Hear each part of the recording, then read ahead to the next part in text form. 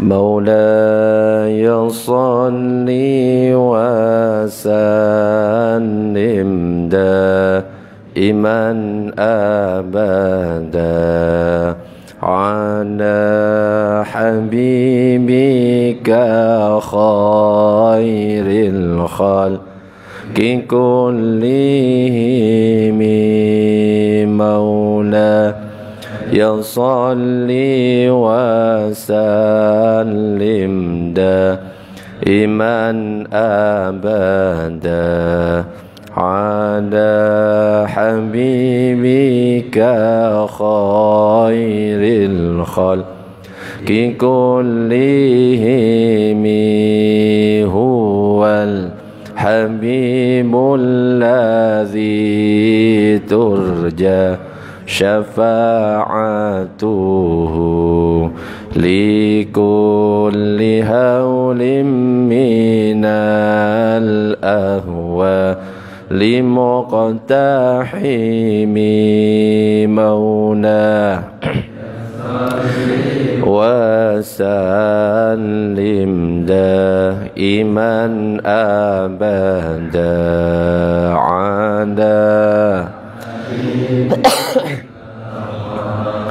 للخلق كلهم يا ربي بالمصطفى بلغ مقاصدنا واغفر لنا ما مضى يا واسع الكرم. Assalamualaikum warahmatullahi wabarakatuh. Bismillah walhamdulillah wassalatu wassalamu ala rasulillah Sayyidina Muhammad ibn Abdillah wa ala alihi wa sahbihi wa man walah la hawla wa la quwwata illa billah amma ba'du.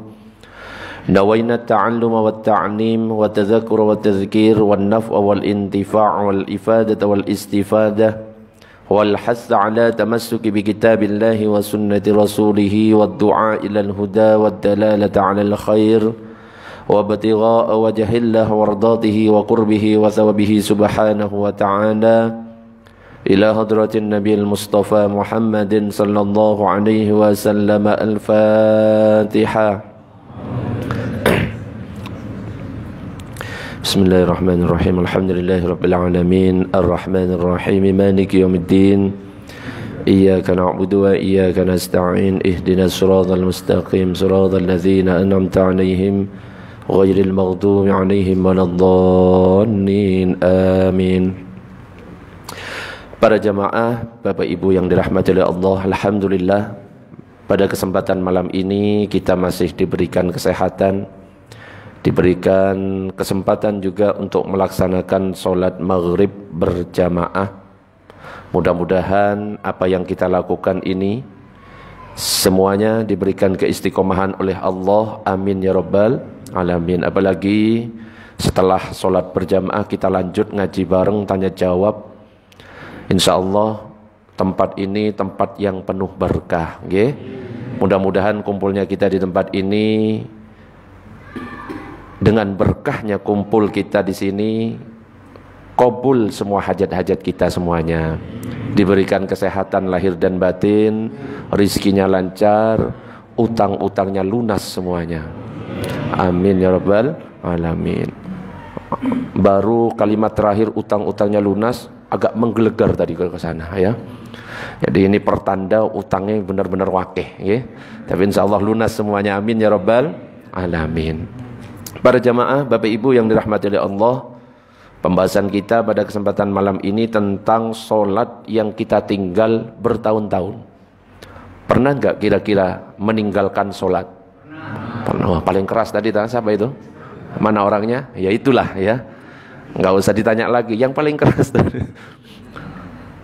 Pasti ya, di antara kita ini pernah meninggalkan sholat. Entah itu sekali, dua kali, bahkan ada yang sampai bertahun-tahun. Betul apa betul? Iya betul.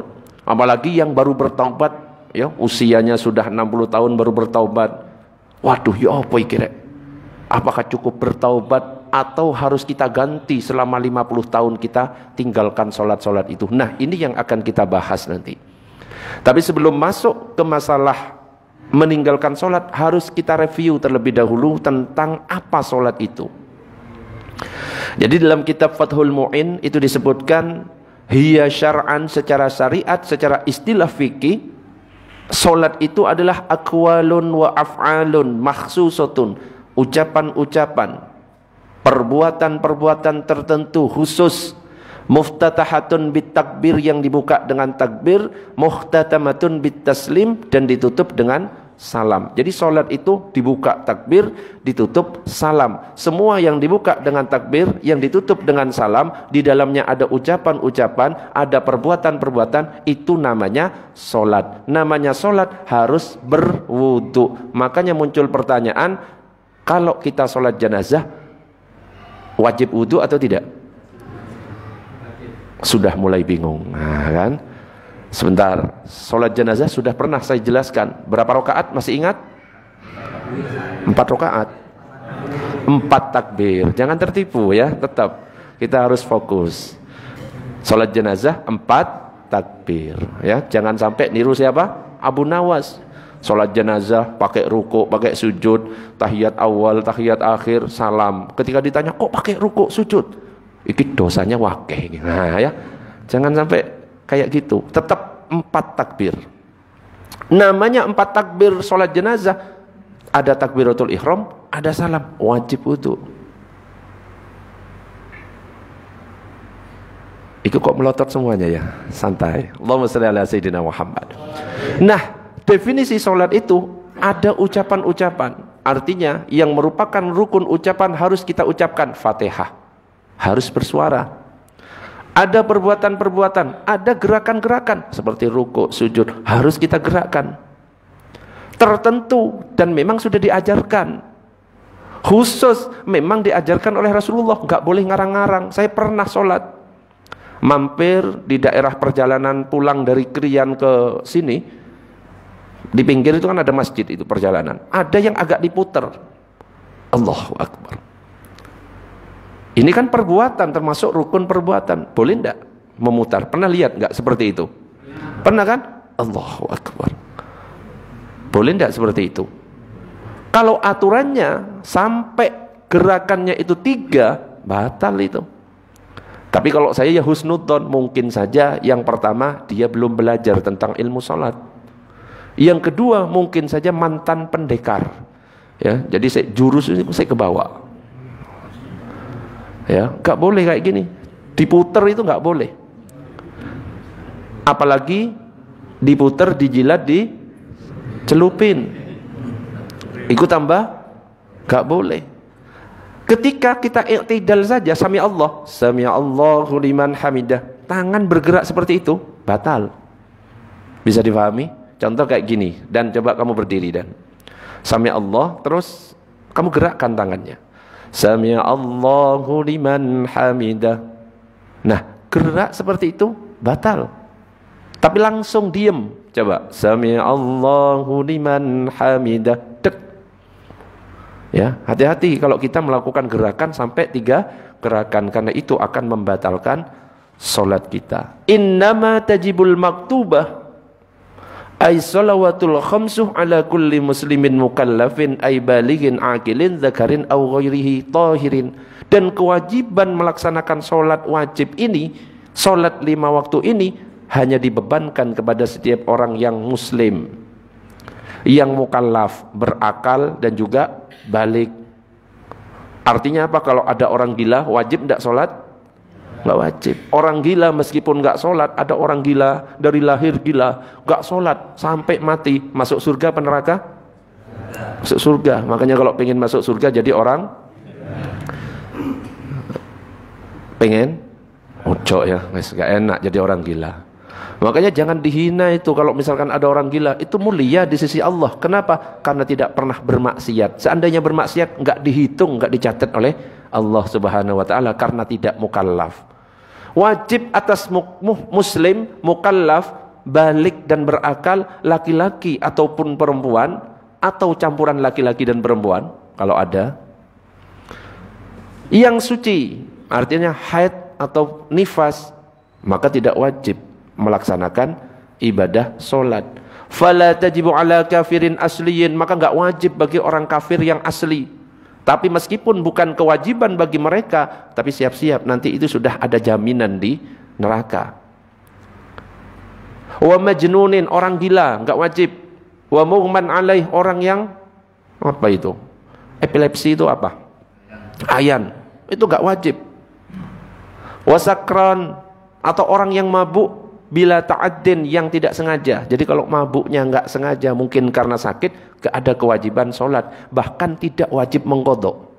Tapi kalau mabuknya sengaja dengan minum obat, terus dia mabuk pingsan selama 3 hari, ketika dia sadar 3 hari itu wajib diqadha semua sholatnya. Tetapi kalau tidak sengaja, dia mabuk karena dia sakit, mabuk pingsan atau koma. Ada orang koma selama 1 bulan, terus bangun, kira-kira selama 1 bulan wajib diqadha apa enggak? Tidak. Karena apa? Memang karena sakit, bukan karena disengaja. Jadi bedanya seperti itu. Termasuk juga orang yang murtad itu. Kalau orang yang kafir kemudian masuk Islam, selama dia kafir wajib diqadha apa enggak? Tidak wajib. Tapi kalau orang yang murtad, sekarang misalkan murtad, 1 tahun kemudian dia masuk Islam lagi, selama 1 tahun wajib diqadha. Tidak hanya sholat, semua kewajiban-kewajiban, zakat, fitrah, puasa, atau kewajiban-kewajiban yang lain wajib diqadha. Allahumma shalli ala sayyidina Muhammad. Wala ala haidin wa nufasa'a li'adami sihhatiha minhuma, dan juga enggak wajib seorang wanita yang haid dan nifas untuk mengqadha salat, enggak wajib. Tapi kalau orang haid dan nifas wajibnya mengqadha puasa. Tapi kalau salat enggak wajib. Bal tajibu ala murtaddin wa muta'addin bisukrin, dan wajib hukumnya untuk mengqadha salat bagi orang yang murtad dan orang yang sengaja dalam hilangnya akal. Ya, mabuk sengaja, gila sengaja, orang murtad. Nah, ketika dia sadar kembali ke Islam lagi, maka wajib mengqadha semuanya. Nah, sekarang baru masuk. Bagaimana sebenarnya hukum meninggalkan sholat itu? Ada 2. Yang pertama, ahaduhuma ayyatrukaha wa huwa mukallafun ghairu mu'taqidin liwujubiha fa hukmuhu aytarikilaha hukmul murtad. Yang pertama adalah meninggalkan sholat dan dia meyakini sholat itu enggak wajib buat saya. Saya wis nyampe, hati saya nyampe wis, nyambung ke Allah, enggak wajib sholat. Murtad langsung orang kayak gitu. Hati-hati, enggak usah sok-sok ahli tasawuf, saya wis sambung hati ini, enggak perlu sholat-sholatan. Sing penting ingat, murtad kalau ada orang yang seperti itu. Ada yang kayak gitu di sini? Ya ada di sana ya. Di negeri Konoha ya, di sini enggak ada insyaallah. Murtad kalau misalkan ada yang seperti itu. Yang kedua, ayyatrukaha kaslan, ada orang yang meninggalkan sholat karena malas. Hatta yakhruja waqtuha hala kaunihi mu'taqidan liwujubiha fayustatabu. Ada orang meninggalkan sholat karena malas, tapi dia masih yakin sholat ini wajib buat saya. Tapi cuma saya nggak ada waktu, saya malas, saya ini. Tapi masih mengakui wajib, beda dengan yang pertama. Maka kalau yang kedua ini dia masih muslim, tidak sampai murtad, tapi dia fasik, orang yang melakukan maksiat, dan dia itu harus disuruh segera bertaubat. Kalau nggak bertaubat, ya dosa besar. Tapi nggak sampai murtad. Coba sekarang saya mau tanya, yang di sini kan pasti pernah meninggalkan sholat. Meninggalkan sholatnya versi yang pertama atau versi yang kedua? Yang kedua. Berarti tidak sampai murtad. Nah, sekarang apa hukumnya sebenarnya orang yang meninggalkan sholat itu?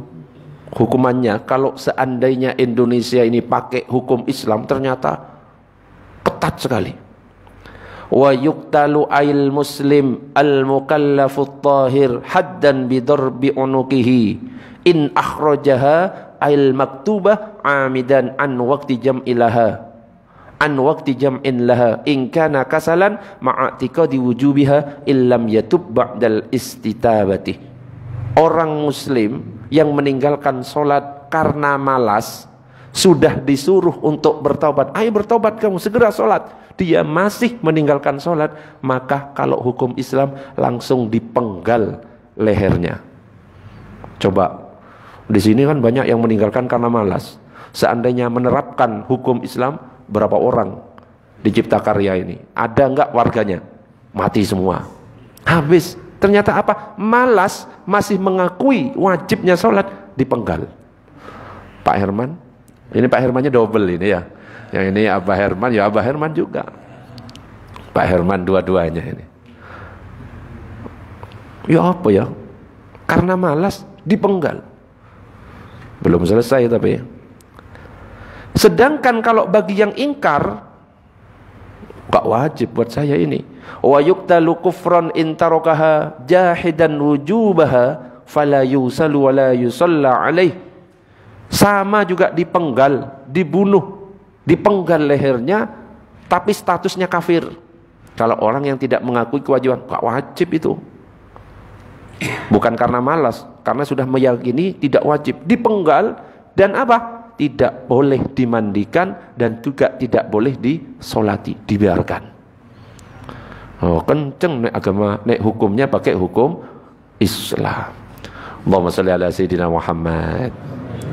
Wes, sebelum saya lanjut biar nggak ngantuk, ada pertanyaan dulu sampai di sini? Monggo Pak Fajar, silakan. Kalau kita meninggalkan sholat saat waktu operasi, dibius maksudnya, jadi mabuk ya. Itu hukumnya gimana? Dibius itu biasanya nggak sadar.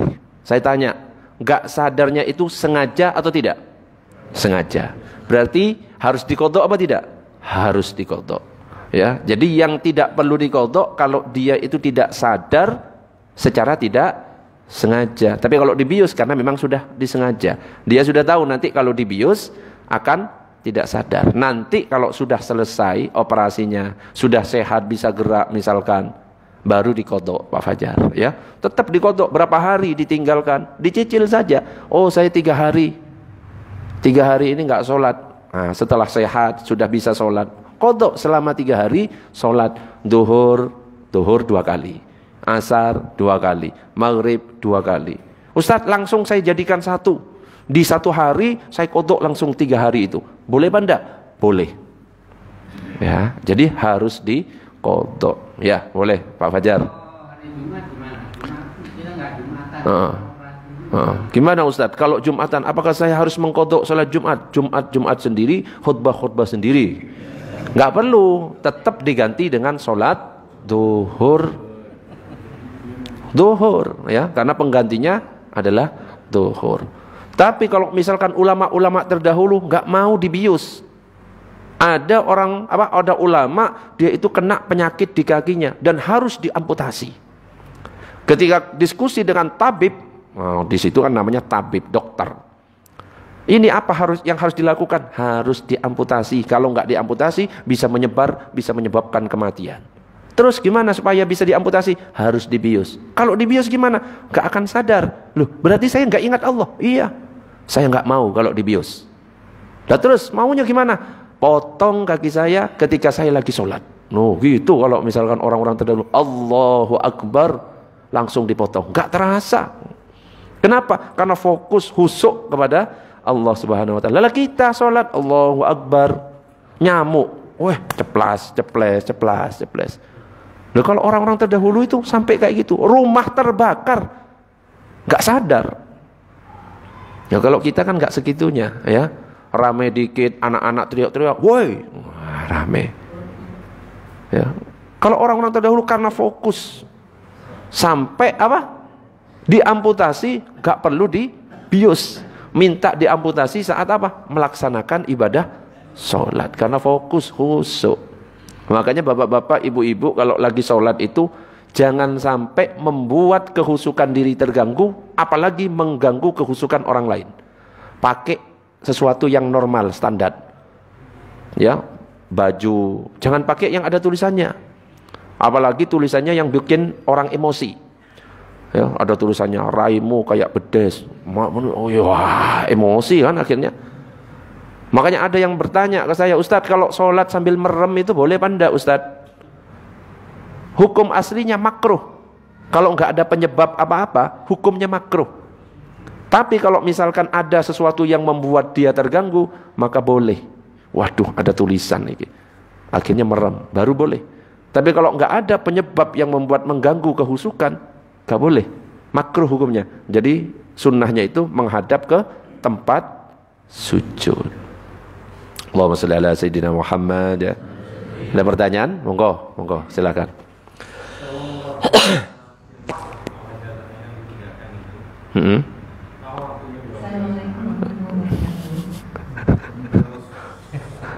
Oke, sebentar, masih ada yang ngobrol, oke, Bu ya, sebentar, ulangi sampai gak kedengeran.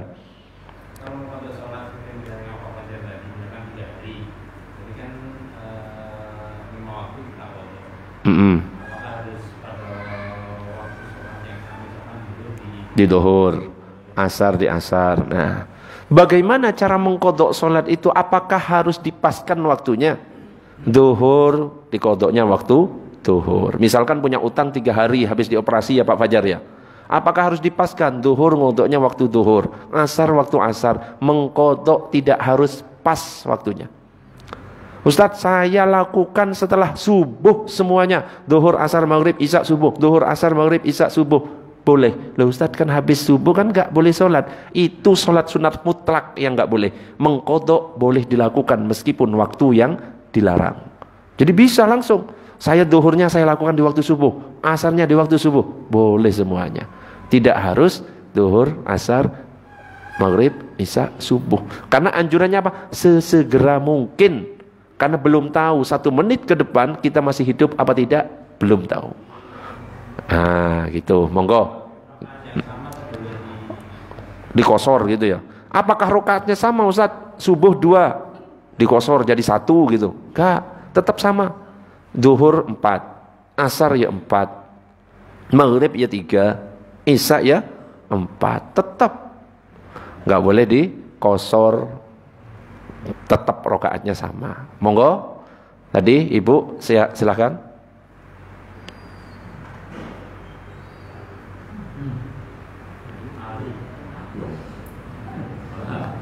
Bu siapa tadi yang mau nanya? Silakan, boleh. Miliknya yang bukan sekarang untuk masalah sholat jamak ya, sekarang itu kan banyak jalan tol ya. Kalau dari Surabaya misalkan ke Malang itu harusnya kan bisa dijamak. Sedangkan kalau lewat tol kita lebih cepat. Itu apa? Boleh. Apakah boleh gitu ya? Kemudian yang kedua, untuk yang sepah itu kan kadang sudah ada lupa-lupanya, itu masih masuk kewajiban orang. Pikun berarti ya. Tiang sepah itu orang tua. Oh, tiang sepah. Oke, yang pertama adalah tentang jamak. Jarak dari sini misalkan ke Malang, berapa jaraknya? Anggap 90. Jarak kita boleh menjamak. Menjamak itu adalah menggabungkan 2 sholat. Beda dengan kodok lah ya. Jamak beda dengan kodok. Kalau kodok itu mengganti sholat yang kita tinggal, itu namanya kodok. Kalau jamak itu menggabung 2 sholat karena kita melakukan perjalanan, itu namanya jamak. Ada kosor, kosor itu meringkas. Jamak itu duhur asar bisa dilakukan, duhur asar dilakukan di waktu duhur, boleh. Duhur asar dilakukan di waktu asar, boleh. Ini namanya jamak takhir. Kalau yang di waktu duhur namanya jamak takdim. Kalau dikosor yang awalnya 4 jadi 2, maka istilahnya adalah jamak kosor.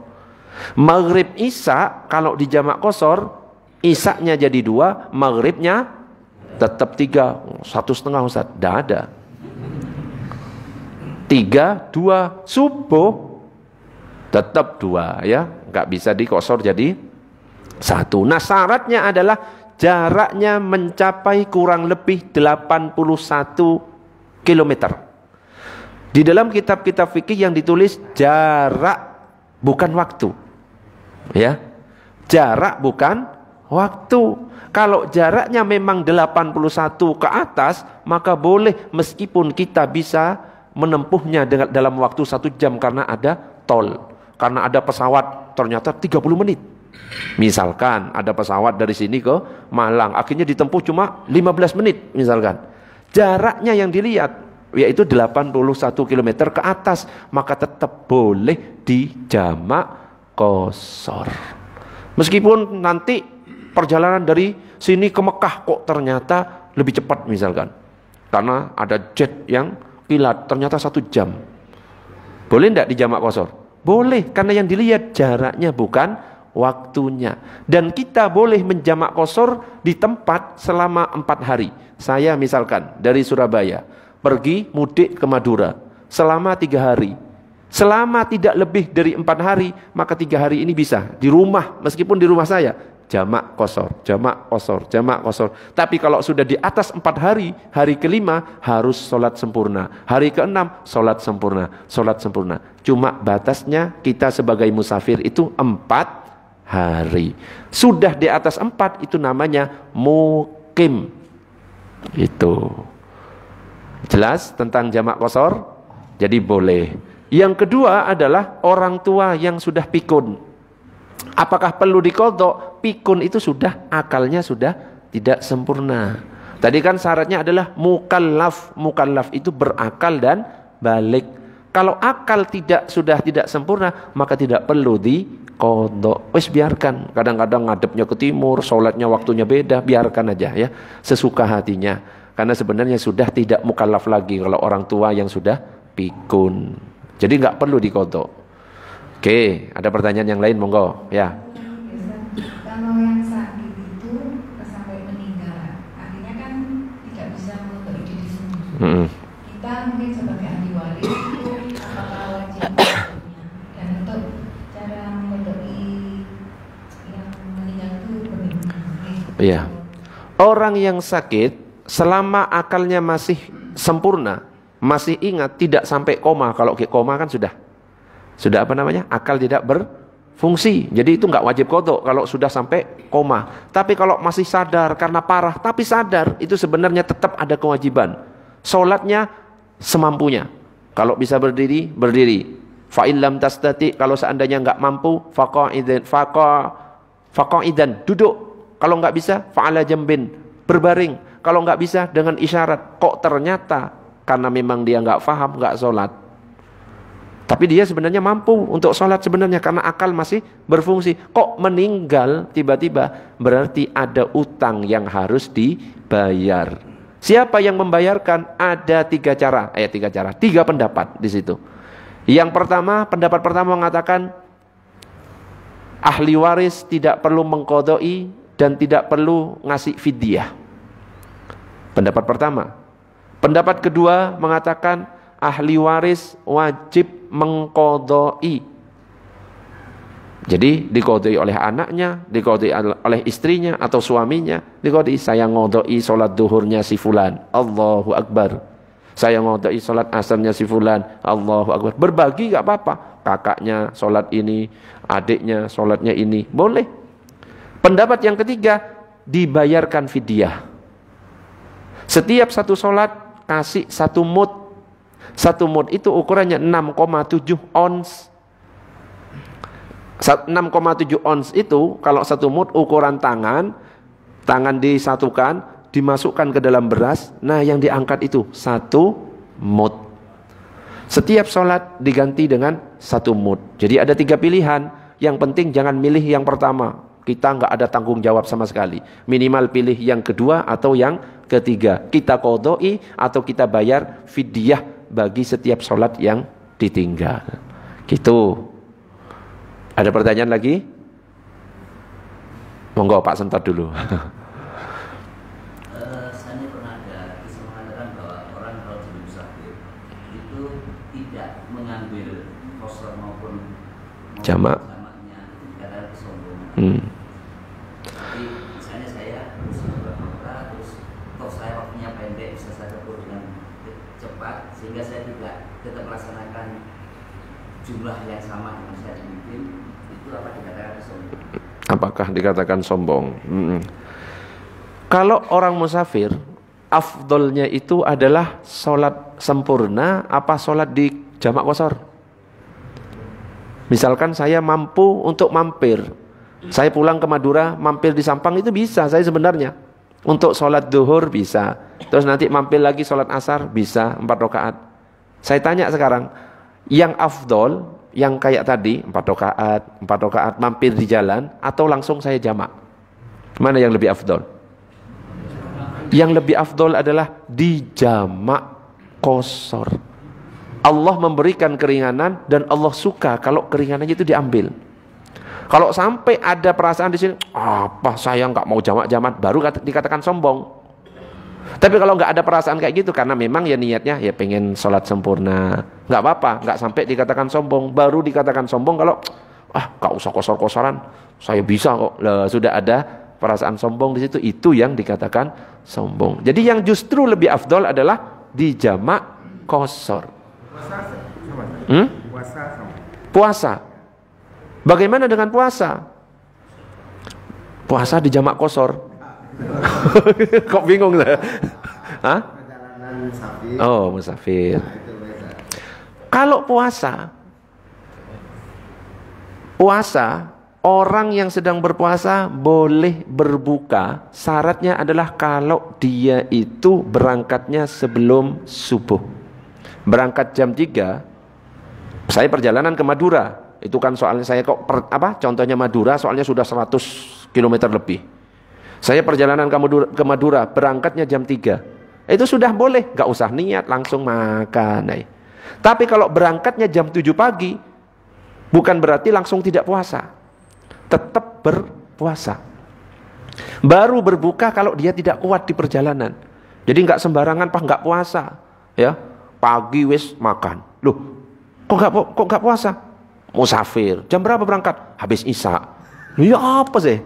Berangkatnya habis Isya, wis makannya dari pagi. Ya, jadi syaratnya itu berangkatnya sebelum subuh. Kalau sudah sebelum subuh, sudah boleh makan. Enggak sahur. Makan wis di perjalanan jam 7 makan. Tapi kalau berangkatnya setelah subuh, jam 5 baru berangkat, subuhnya jam 4, maka itu dia waktu sahur, harus sahur. Hah? Iya, yang tadi yang makan sebelum subuh itu, ya, berangkat sebelum, tetap nanti diqodho. Kalau seandainya dia mau berpuasa full, bagus, gitu, ya, tetap diqodho nanti. Tapi rumusnya seperti itu. Kalau berangkat sebelum subuh sudah boleh makan, terus. Tapi kalau berangkatnya setelah subuh wajib berpuasa. Baru nggak kuat, baru berbuka. Nah, nggak sembarangan, langsung berbuka. Ustadz ini musafir terus Ustadz, karena sopir, gak pulang-pulang, akhirnya gak puasa terus. Apakah boleh? Boleh, yang penting kuat nanti untuk menggantinya selama 30 hari. Kalau gak kuat ya puasa. Boleh, selama musafir boleh. Tapi rumusnya itu, berangkat sebelum subuh. Ustadz saya berangkat naik kereta, keretanya jam 10. Ya berangkat sebelum subuh, muter dulu ya. Muter kemana, baru mendekati jam 10 ke terminal, gitu. Harus cerdas solusinya. Nggak boleh berangkatnya jam 9, ya harus puasa kalau berangkatnya jam 9. Jadi keluar dari rumahnya sebelum subuh. Ada pertanyaan yang lain? Monggo. Oke, Pak. Bang Suli, kembali keterangan siapa yang kalau malas melihara sholat tadi, kalau hukum Islam tidak dipotong ya. Aku dengar dulu rasanya di hati seperti sekarang. Terus solusinya supaya gak terpotong kira-kira apa kebanyakan malas ya? Malas itu tidak dari kita banyak Pak. Solusinya supaya nggak dipotong itu piye, gitu ya. Fokus ke yang utama Ya. Tadi saya sampaikan orang yang meninggalkan karena malas saja harus dipotong kalau pakai hukum Islam. Tapi yang motong bukan sembarangan orang. Khalifah Bukan pas di sini, gak sholat, dipotong, ayo karpet dewe. Pak RT mau motong, nggak boleh Pak RT, harus khalifah. Oh, ya, bukan pas Pak RT, Pak RW, bukan. Memang ada khalifahnya dan memang ada apa? Yang bagian pemotong itu algojonya, ya. Jadi nggak sembarangan yang boleh memotong khalifah, presidennya. Gimana supaya misalkan supaya kita tidak masuk yang dipotong? Kalau misalkan kita hidup di negeri Islam yang menerapkan hukum Islam. Kalau disuruh taubat, diingatkan segera taubat. Iya saya taubat wis, sholat. Wis. Karena masih diperingatkan dulu, tidak langsung dipotong. Ya, enggak sholat, potong. Enggak. Ya emangnya tanaman gitu. Enggak, tapi diingatkan, ayo tobat enggak? Iya Pak, tobat Pak. Loh. Wis, enggak jadi dipotong. Gimana solusi yang lain? Ya hidup di Indonesia. Di Indonesia kan bukan hukum Islam. Tapi mayoritasnya umat Islam. Gitu. Oke, ada pertanyaan yang lain? Monggo, yang ini dulu Abah. Yang difoto itu bagi orang yang meninggal tadi, Ustaz. Itu yang pertama, bagaimana kan itu kan bertentangan dengan dalil orang meninggal itu terputus amal ibadahnya. Yang pertama, yang kedua, bagaimana kita tahu apa yang dibutuhkan sama yang meninggal itu. Kan bertentangan dengan orang meninggal terputus. Idza mata ibnu Adam in qata'a amaluhu illa min salasin. Ketika anak Adam itu mati, maka terputus 3 hal. Ketika mati, nah ini masalahnya meninggalkan sholatnya kapan? Pas sakit, belum mati. Bertentangan atau tidak? Tidak. Tidak. Yang bertentangan itu kalau misalkan mati, ya, saya disuruh kodok, itu baru bertentangan. Lah ini saya sakit, dia itu masih akal, masih berfungsi. Cuma dia mungkin lemes. Padahal Nabi kan sudah mengatakan, ya, sholli qa'iman, fa illam tastati fa qa'idan, fa illam tastati fa ala jambin. Jadi Nabi itu sudah memberikan keringanan, sholat kamu dengan cara berdiri. Gak mampu. Sholat dengan cara duduk, gak mampu. Nah ini kan masalah gak mampu kan, sakit lah gitu. Gak mampu, berbaring. Gak mampu, telentang. Kepala di timur, kaki di barat, yang kepala diangkat sedikit dengan bantal. Gak mampu, dengan isyarat. Selama akalnya masih berfungsi. Gak ada yang bertentangan dengan dalil. Ini dalilnya malah. Yang memerintahkan orang sakit selama akalnya masih berfungsi disuruh untuk sholat. Akan terputus ketika apa? Mati. Dalilnya apa? Idza mata ibnu Adam, apabila mati anak Adam. Jadi yang dikatakan mati bukan sakit. Gitu Bah. Ada pertanyaan lagi? Monggo. Yang dikatakan akal masih dianggap akal masih sehat itu seperti apa? Soalnya ketika orang itu sakitnya parah, kadang ada akalnya itu dia sadar tapi nggak sadar, jadi dia kayak berhalusinasi, penurunan kesadaran. Apakah yang seperti itu sudah dianggap masih wajib sholat atau enggak? Terus kalau mengkodok sholat, misalkan mengkodok sholatnya itu di Masjidil Haram atau Masjidil Nabawi, itu apakah sudah cukup sekali gitu ya? Karena sudah 100.000, pintar ya. Woi saya sudah sholat duhur sekali, jadi di Indonesia nggak perlu sholat, sekalian ngono ae, cerdas, cerdas gitu.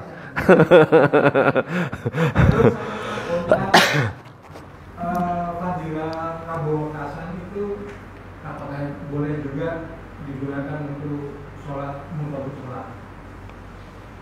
Yang sholat terakhir mengkodok itu, tahu kan? Apa itu? Ya. Yang pertama adalah batas kesadaran seseorang itu gimana? Yang dia itu dinyatakan tetap wajib mengkodok, dia masih sadar, saya ngomong, saya kenal orang dan lain sebagainya. Kalau sudah kesadaran menurun, sudah lupa, nah kan ada kondisi yang seperti itu karena mungkin sudah sekarat, wis lupa, nggak ingat ini siapa, diajak ngomong wis gak nyambung, nah itu sudah nggak dihitung yang di situ. Ya yang tahu kan kalau kayak gitu dokter ya. Oh ini sudah ini sudah menurun kesadarannya dan lain sebagainya. Nah itu yang pertama. Yang kedua adalah apakah kalau saya ngodoknya sekali di Masjidil Haram, apakah sudah cukup mengganti sholat-sholat yang ditinggalkan? Jawaban cerdas ini.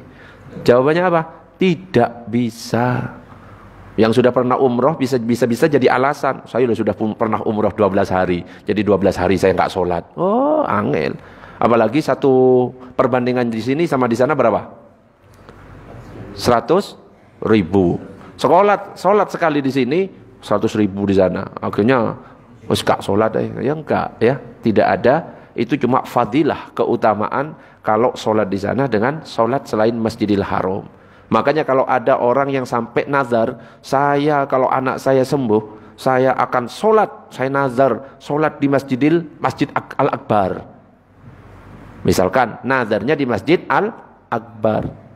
Gimana kalau saya misalkan nggak bayar di Al-Akbar, saya bayarnya di Masjid Baitur Rahman? Boleh. Kenapa? Tingkatan Al-Akbar sama Masjid Baitur Rahman sama. Tapi ketika nazarnya, saya kalau anak saya sembuh, saya nanti akan sholat duhur di Masjidil Haram, harus dipenuhi. Karena beda tingkatannya. Ya, makanya nggak usah nazar-nazaran. Berat itu nanti. Yang sunnah jadi wajib. Terus yang ketiga, tentang ada biasanya barang siapa di akhir bulan ya, sholat 4 rakaat, betul? Dengan membaca itu, kalau dalam kitab Fathul Mu'in itu dikatakan bid'ah yang mungkaroh. Itu bid'ah itu. Enggak ada nama sholat itu. Itu sebenarnya amalan para wali yang dilakukan di Hadramaut Yaman dan tidak bisa dilakukan oleh orang awam kayak kita. Dan tidak perlu disampaikan. Cuma ada ustadz-ustadz yang keceplosan nyampaikan.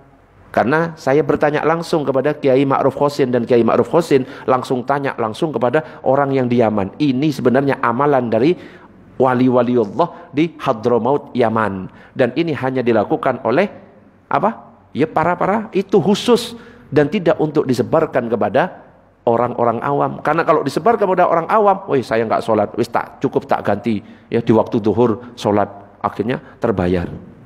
Sedangkan dalam kitab Fathul Mu'in dikatakan itu bid'ah, haram orang yang melakukan gitu. Kalau misalkan niat untuk mengkodok sampai ratusan sholat, nggak mungkin. 4 rakaat bisa mengganti ratusan sholat untuk mengkodok, nggak mungkin. Kenapa? Inilah dalilnya. Man nama an sholatin aw nasiyaha falyusalliha idza dzakaraha la kaffarata laha illa dzalik. Siapa meninggalkan sholat karena tertidur, lupa atau yang lainnya, hendaknya ia melakukan sholat setelah ingat, atau tidak ada kafarat pengganti selain sholat. Meninggalkan duhur harus ganti duhur. Meninggalkan asar harus diganti dengan asar. Gak bisa. Ada kan biasanya sholat sekian itu sebenarnya amalan khusus, dan saya sudah konfirmasi langsung. Dan jawabannya dari sana langsung nyampe ke Kiai Ma'ruf Khosin. Kiai Ma'ruf Khosin nyampaikan ke saya. Makanya kalau ada yang menyampaikan, ya ada keceplosan. Akhirnya ada yang nanya, Ustadz ini nyampaikan kayak gini. Nah, akhirnya saya wis ganti Ustadz. Akhirnya meremehkan. Bahaya. Wong dari sana sendiri ini tidak untuk disampaikan. Ini amalan-amalan khusus yang dilakukan oleh para wali-wali Allah dulu di sana. Dan kita tidak untuk melakukan. Karena kalau dicek di dalam kitab-kitab nggak ada yang namanya sholat kafarat. Pernah dengar? Itu saya nulis itu di Facebook, full lengkap itu tentang hukumnya. Jadi tidak semua yang melakukan. Itu yang melakukan wali. Ya wes, ada pertanyaan lagi? Pak Sentot.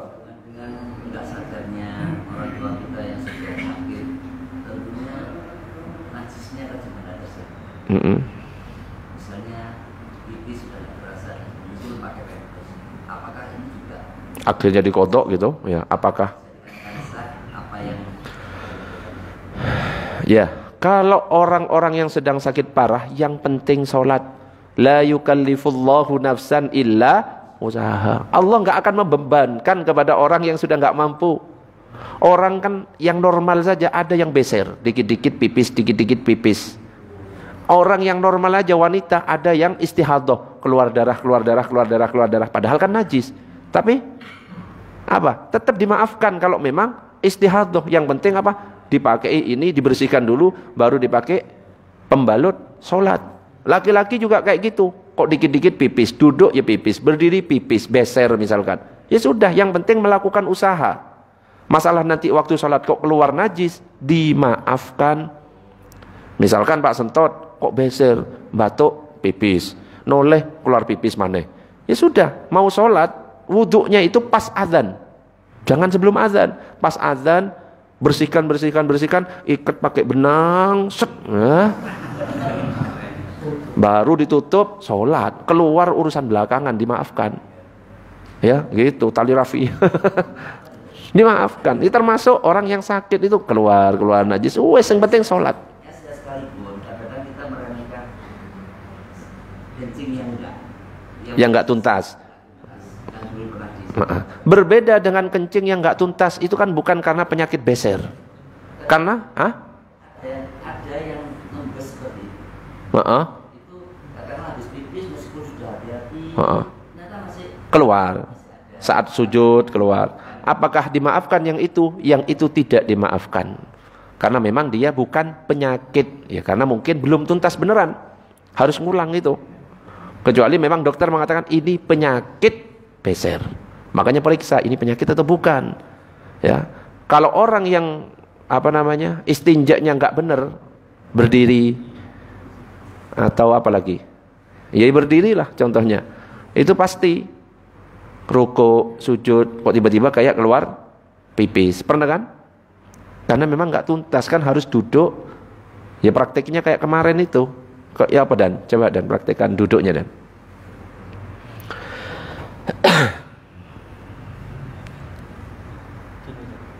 Nah, yang kanan di depan, yang kiri lututnya tapi nggak nyentuh ke lantai.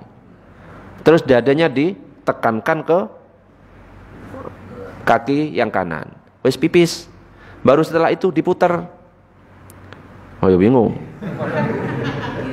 Nah, langsung aja gak usah gerak. Ininya tetap posisi kaki kanannya tetap. Kamu tinggal diputar aja yang itu yang diangkat. Coba. Langsung gitu. Coba posisi kayak tadi, yang kanan di depan. Langsung putar. Lah bisa kan?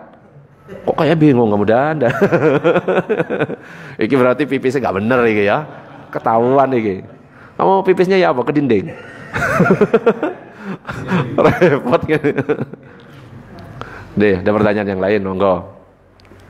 Lanjut dikit dulu ya. Ada? Allahumma shalli ala sayyidina Muhammad. Jadi hadisnya sudah jelas. Bukan diganti dengan sholat yang kafarat, yang bisa mengganti sampai ratusan rakaat yang ditinggal. Tapi sudah jelas di sini kita disuruh mengganti dengan sholat la kafarata laha illa zalik. Gak ada pengganti selain sholat yang ditinggal itu dengan sholat itu. Ini Nabi itu pernah telat sholat subuh sekali seumur hidupnya. Nih jamaahnya di sini berapa kali? Sekali lah. Nabi sekali. Nah kita berapa kali? Nah ceritanya gini. Nah ini diceritakan dalam hadis yang sahih. Ini karena sudah mau azan ini, tak langsung ya, tak cepatkan. An Imran, dari Imran ia berkata, kunna fi safarin ma'an Nabi sallallahu alaihi wasallam. Aku pernah perjalanan bersama Nabi sallallahu alaihi wasallam. Wa inna asrayna hatta kunna fi akhiril lail. Saya melakukan perjalanan sampai malam-malam itu, sampai akhir malam. Waqa'na waq'atan wala waq'ata ahla 'indal musafiri minha. Dan saya karena saking capeknya istirahat tidur, dan tidur yang paling nikmat yang saya rasakan itu tidurnya musafir yang paling nikmat. Sampai apa? Fama ayqadana illa harrus syamsi. Kami bangun itu ketika matahari sudah menyinari kami. Artinya apa? Matahari sudah terbit, subuhnya sudah lewat. Nabi tidur, sahabat-sahabat semuanya tidur. Jadi Nabi pernah telat. Tapi jangan dijadikan dalil. Kok telat? Nabi pernah telat. Ojo ya. Itu karena apa? Capek melakukan perjalanan, bukan karena disengaja, bukan karena nonton bola dan lain sebagainya. Karena memang perjalanan jauh di gurun pasir. Wa kana awwala man istayqadha fulan. Yang pertama bangun fulan, kemudian fulan, kemudian fulan, kemudian yang keempat Umar bin Khattab bangun. Kaget Umar bin Khattab, orang yang keras itu kaget. Karena kaget, gak biasa terlambat sholat subuh, langsung takbir. Allahu Akbar, Allahu Akbar. Soalnya apa? Ketika sahabat bangun semuanya, gak ada yang berani membangunkan Nabi. Ketika Nabi tidur, gak ada yang berani membangunkan Nabi sampai Nabi bangun sendiri. Kenapa? Khawatir di saat tidurnya ada wahyu turun, ada apa, info-info dari malaikat Jibril dan lain sebagainya. Makanya Nabi dibiarkan. Fulan yang 3 itu tidak disebutkan nama sahabatnya. Biarkan, gak ada yang berani. Cuma Umar ketika bangun teriak Allahu Akbar, Allahu Akbar. Kaget Nabi. Ada apa? Sahabat baru datang ketika Nabi terbangun dengan takbirnya Umar. Nabi, kita sudah kesiangan, belum sholat subuh. Apa jawaban Nabi? Karena sholatnya ini telatnya tidak sengaja. Maka Nabi menjawab, la doir. Wes santai aja katanya. Santai. Gak masalah. Malah Nabi gak langsung sholat. Nabi mengatakan, ayo kita jalan lagi. Belum sholat subuh. Kenapa? Jadi ini di sini ada kesimpulan, kalau misalkan dia terlambatnya itu karena tidak sengaja, boleh menunda sedikit. Tapi kalau dia sengaja telatnya karena mungkin nonton bola, baru tidur jam 3, akhirnya kesiangan, ketika bangun gak boleh nunda-nunda, langsung wudhu, langsung sholat. Nah Nabi posisinya karena tidak sengaja, ada uzur, maka Nabi ayo jalan dulu, nyampe di suatu tempat, ayo sholat subuh di waktu duha, sholat berjamaah.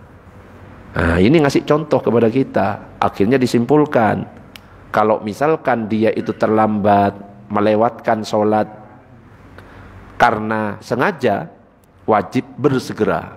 Tapi kalau tidak sengaja, mungkin karena ketiduran, tidurnya jam 9, bangunnya jam 4, ini kan gak sengaja. Kalau tidurnya jam 1, kan berarti sudah masuk waktu zuhur, betul? Akhirnya bangun jam 4, belum sholat zuhur, ini namanya sengaja.